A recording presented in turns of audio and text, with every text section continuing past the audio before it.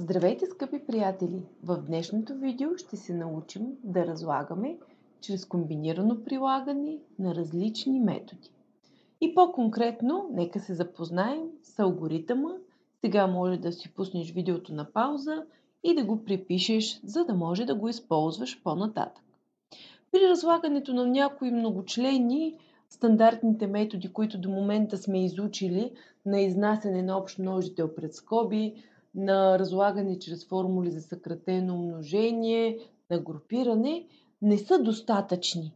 Има още типове на разлагане, които трябва да приложим. Сега, всяка една от тези 5 точки ще я прилагаме при разлагането на следващите задачи, чрез които ще можем да покажем основната идея на метода. Нека да си запишем първата задача. Отново ще използваме сборника на Коала Прес за демонстриране на задачите, които ни трябват. Така, премахваме го. Задачките ще бъдат следните. Първата задача, с която ще започнем, ще бъде тази. Така.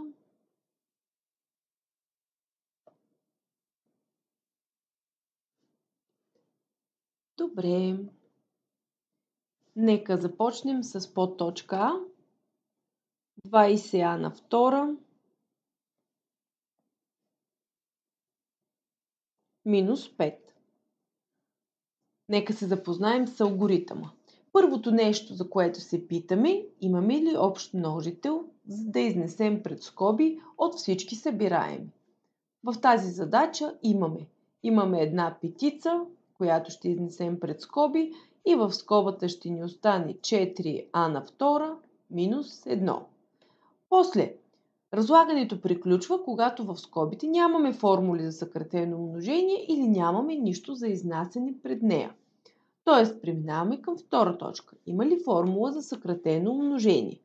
Какво забелязваме тук? Винаги на числото 1 може да му сложим втора степен и забелязваме формулата за съкратено умножение, сбор по разлика, следователно не сме приключили с разлагането. Ако на националното външно оценяване запишем такъв отговор, той ще бъде грешен. И така получаваме 5 по 2а минус 1 и 2а плюс 1. Отново разглеждаме задачата и вече сме приложили два метода за разлагане и сме успяли да разложим задачата. В подточка Д имаме хикс на четвърта, y на втора, минус хикс на втора, y на четвърта. Отново си питаме, може ли да изнесем общ множител пред скоби? Да, можем. Можем да изнесем хикс на най-ниската степен и y на най-ниската степен. Какво ще остане от първото? От първото ще остане хикс на втора. Какво ще остане от второто? От второто ще остане y на втора. Продължавам да се питам. В скобата дали няма формула за съкратено умножение? Има. И отново е формулата сбор по разлика. И ще получим хикс на втора по y на втора, хикс минус y по хикс плюс y. Сега пусни видеото на пауза и направи подточки БВ, Г и Е. Задача втора. Записваме си подточка А и отново се питаме, имаме ли общ множител да изнесем от всички събираеми. Виждаме, че всички събираеми се делят на 3, следователно ще изнесем 3 пред скоби. От първото ще остане А на втора, от второто ще остане 4А, а от четвъртото ще остане плюс 4. За да е приключило разлагането, трябва в скобите да нямам формула за съкратено умножение. Обаче какво забелязвам? Забелязвам, че в скобата имам А на втора, плюс 2 пъти по А по 2, плюс 2 на втора. Следователно, това е формулата за точен квадрат. И не съм приключила с разлагането. Така ще получа 3 по А плюс 2, цялото на втора и тогава задачата ми е приключила. Пусни видеото на пауза и направи останалите подточки от Б до Е. Ще ти помогна единствено с подточка Е, при която отново се получава формула за съкратено умножение. Като цяло в цялата задача се разлага по този начин. И накрая отговора ще се получи 6m на втора n, 2 пъти m, минус 1 цялото на степен втора и така задачата приключва. Следващата задача, с която ще се захванем, ще бъде задача четвърта. И отново ще си запишем, този път ще си запишем примера В.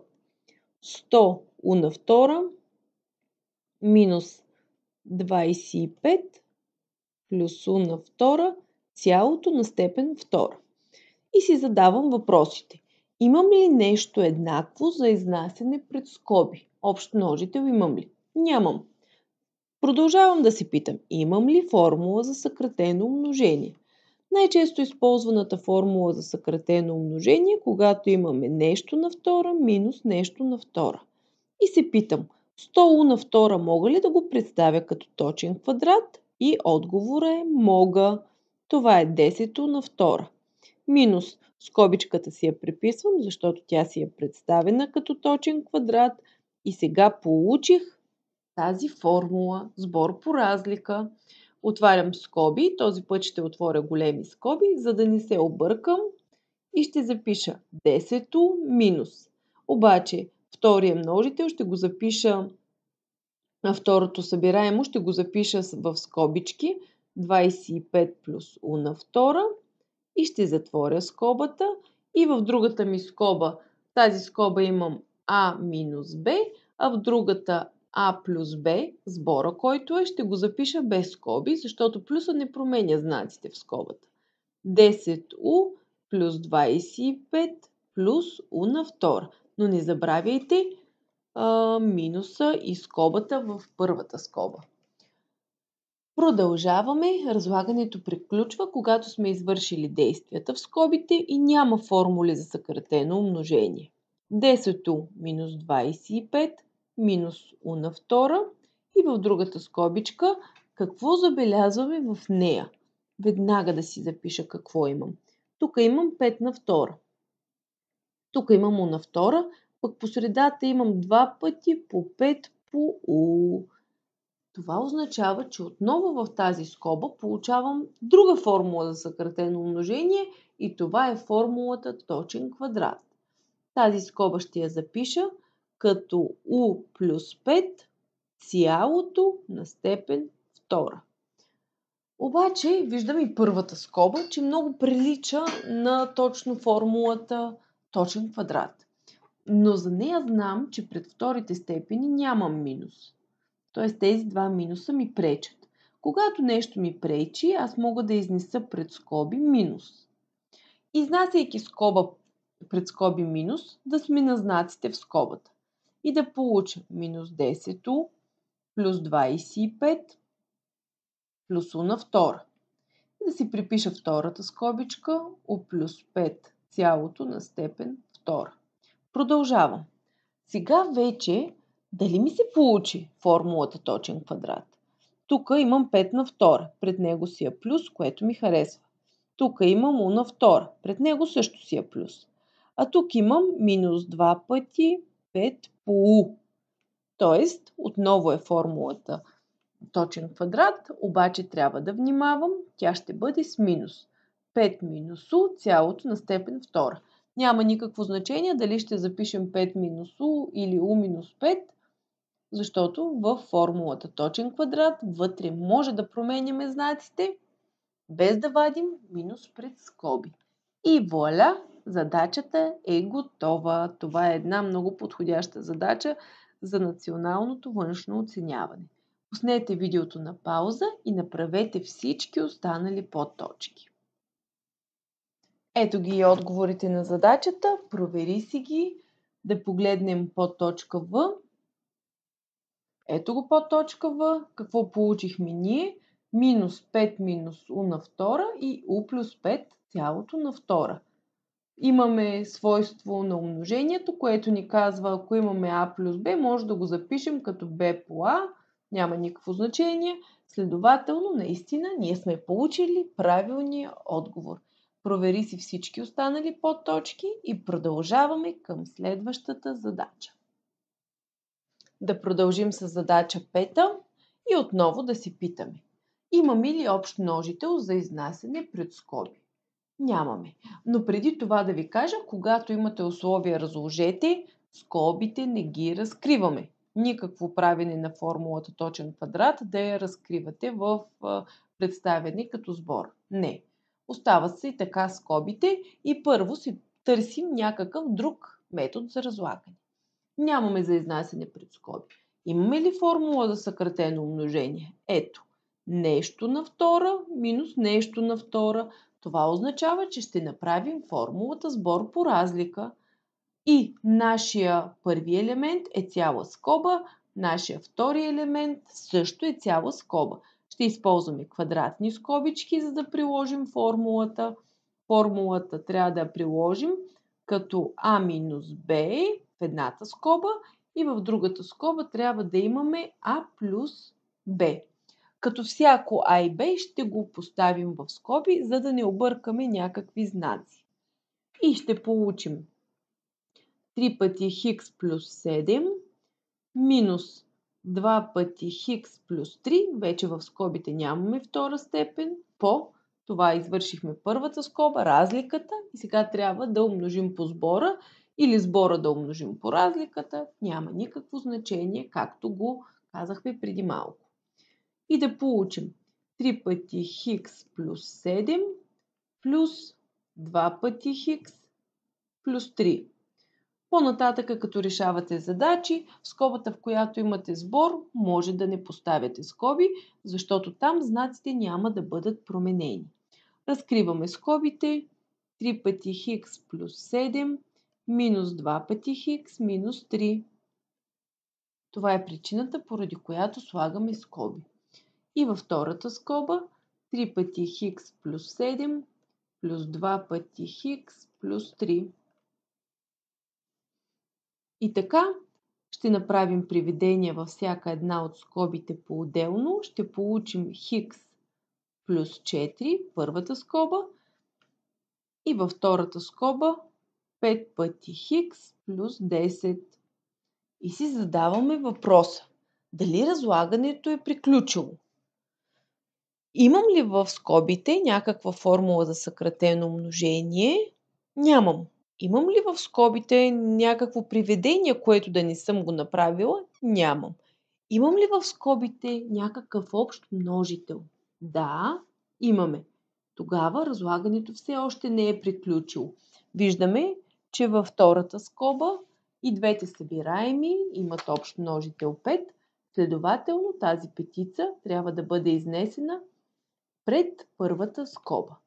И така, какво ще получим? 5 пъти по първата скоба без промяна, хикс плюс 4, и във втората скоба какво остава от първото хикс, какво остава от второто 2. И чак сега приключваме с разлагането. Нека видим следващата задачка. Така, 5. И от 6 да направим една, след което отново ще пуснете видеото на пауза, ще изрешите всички задачки, а аз ще ви покажа тяхните отговори. Така, в 6-та задача ще направим подточка Б. Записваме си подточка Б, хикс на втора, минус y на втора, плюс 5 пъти хикс, плюс 5 пъти y. Отново минавам през алгоритъма. Имам ли общ множител за изнасяне пред скоби? Нямам. Имам ли ФЗСУ, т.е. всички елементи да участват в една формула за съкратено умножение? Не, не мога.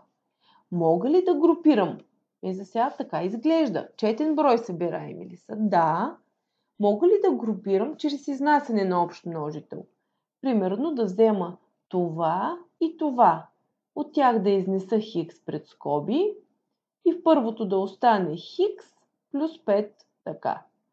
а пък другите две да изнеса y плюс y и в скобата да остане минус y плюс 5.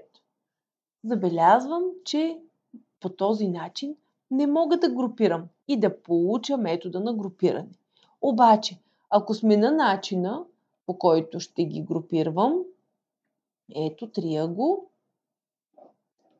как да го смена? Забелязваме, че можем да групираме и по друг метод. Когато групираме с цел да получим някаква формула за съкратено умножение. Как го забелязахме това? Защото имаме х на втора минус y на втора, което е формула за съкратено умножение. А пък тези двете ще ги направим чрез изнасяне на общ множител пред скоби. Групирането на първите две ще ни даде следния тип разлагане. Х минус y по х плюс y. Ето, разложихме го чрез формула за съкратено умножение сбор по разлика. А пък вторите две ги разлагаме чрез изнасяне на петица пред скоби. И ще получим пак х плюс y. Разбирахме дали групирането е приложимо, когато получим еднаква скоба или еднакъв множител. Ето, еднаквата скоба е получена. Изнасяме х плюс y пред скоби и се питаме какво остава от първото, х минус y, какво остава от второто, плюс 5. Тук можехме да нямаме квадратни скоби, само кръгли и по този начин да приключим с разлагането на тази задача. Да разгледаме и подточка Е. В подточка Е по същия начин забелязваме, че имаме формула за съкратено умножение, сбор по разлика, а във вторите две забелязваме, че имаме разлагане чрез изнасяне на общ множител. Първите двечки ще ги направим сбор по разлика, а минус б по а плюс б, а вторите двечки ще им изнесем плюс а пред скоби и в скобата ще получим а на втора минус б на втора. Така, отново не получихме еднаква скобичка, значи ще продължа да разлагам. Как да разложа? В скобата ми се получи формула за съкратено умножение. Получаваме а минус б по а плюс б плюс а. И отново изпълнявам формулата а минус б, а плюс б. Какво забелязваме? Забелязваме, че общото или еднаквото са двете скоби или тяхното произведение. Изнасяме а минус б по а плюс б пред скоби по какво остава от първото? Нищо. Думичката нищо знаем, че е единица. Какво остава от второто? Плюс а. Едно плюс а. И така разложихме и тази задача. Пуснете видеото на пауза и решете всички задачи от пета и от шеста задача, след което продължете заедно с мен. Сравнете си резултатите, отново пуснете видеото на пауза, ако сте сбъркали, задраскайте задачата и се пробвайте да я решите отново. Преминаваме към следващата задача. От задача 7 ще направим подточка А, а от задача 8 подточка Б. Останалите отново самички ще решите. У на четвърта минус 2 на четвърта. Продължаваме да си питаме, имаме ли общ множител за изнасяне пред скоби? Нямаме еднакво, общо. Имаме ли формула за съкратено умножение? Започвам да гледам. Първо имам минус. Дали имам нещо на втора минус нещо на втора? Да, имам. Защо и как го разбирам? У на четвърта мога да го представя като у на втора цялото на степен втора. А v на четвърта мога да го представя като v на втора цялото на степен втора. Следователно мога да направя формулата сбор по разлика, която да имам u на втора минус v на втора, това ми е разликата, и сбора u на втора плюс v на втора. Оглеждам задачата. За да приключа с разлагането, трябва в скобите да нямам формули за съкратено умножение или да нямам общи множители за изнасяне пред скоби. Но какво разбирам и какво виждам тук? Виждам, че в едната скоба продължи да остава формулата сбор по разлика, защото имам нещо на втора минус нещо на втора. Продължавам да прилагам формулата u минус v, u плюс v и приписвам втората скобичка, тъй като тя не е формула за съкратено умножение, защото е сбор от квадратите на u и v. И така успях, чрез прилагане на няколко метода, да разложа задачата. Да преминаваме и към следващата осма. Осма Б. Имам хикс на четвърта плюс хикс на трета плюс хикс плюс 1. Търся общ множител за изнасяне пред скоби, но нямам. Тук има хиксове, но единицата не е умножена по хикс. После търся формула за съкратено умножение. Нямам формула за съкратено умножение, тъй като не могат чрез всички, не отговаря нито една формула за съкратено умножение на този 4 член. Опитвам се да групирам. Да групирам първо чрез изнасяне на еднаквото пред скоби. От първите две ще изнеса хикс на най-ниската степен, т.е. трета, и в скобата ще остане хикс плюс 1. От вторите две ще изнеса единица пред скоби и ще получа в скобата хикс плюс 1. Правилно ли съм приложила групирането? Да, защото съм получила еднакви множители и това е множителя хикс плюс 1. В скобата остава хикс на трета плюс 1. Разглеждам много добре скобите и се питам в скобичките дали нямам формула за съкратено умножение. Какво забелязвам? Ако на единицата е сложена степен трета, то това става формулата сбор от кубици. А на трета плюс Б на трета, което знаем, че може да се представи като А плюс Б по А на втора минус А по Б плюс Б на втора. Нека да приложим тази формулка и да получим хикс плюс 1 по хикс плюс 1 по хикс на втора минус хикс плюс 1. Така вече представеното произведение можем малко да го опростим, защото виждаме еднаква скобичка. Еднаквата скоба може да си я запишем на степен втора по скобата хикс на втора минус хикс плюс 1.